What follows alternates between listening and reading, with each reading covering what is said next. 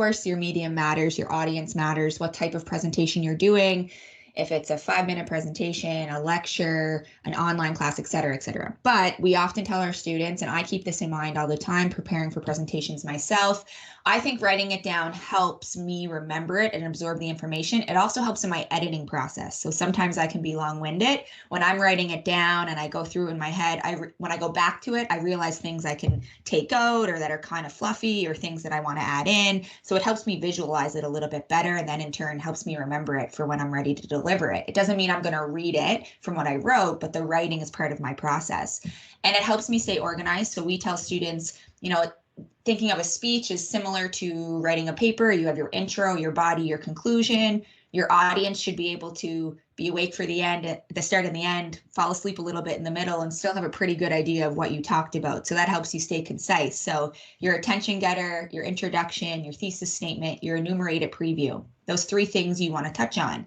If you approach any topic and there's 3 important points you want to drive home, well, what are the 3 sub points for each one of those points that you want to touch on? And this just kind of helps you categorize and organize in your mind during your preparation. And then your conclusion would just be that mirror image of your introduction. So your body is those 3 main points elaborated on by those 3 sub points for each one. Your conclusion is that mirror image of your introduction. You review what you just talked about, you restate your thesis statement, your purpose, you give them some sort of conclusion that left hook that you want to leave them with, similar to your attention getter. We call it a clincher. And that kind of wraps up your presentation in that nice little bow and makes it memorable for them.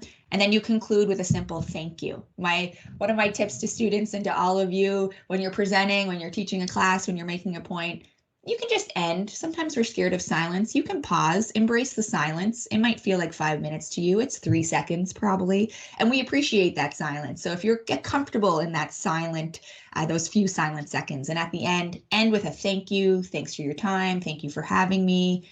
You do not need to say that's it or I'm done. When you say thank you, your audience knows you're done. They'll clap, they'll thank you for being there. So try to avoid that.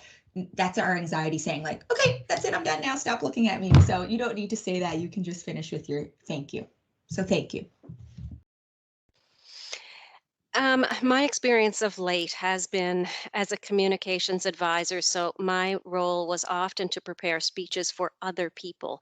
So in that capacity, I scripted the speech word for word, and I follow a lot of the principles that Ian talked about, using lots of white space on the page, making sure that there is spacing between the lines, because regardless of whether it's the CEO or it's an elected official, they are still experiencing all the same anxieties that we are in giving a presentation. So having that logical, well-organized speech in front of them certainly helps with the delivery of the presentation. So I'm in favor of scripting it, and then the speaker would then take it and put in a couple of notes in the side margins for their own reference and their own prompts, but certainly in favor of practicing the speech in its entirety.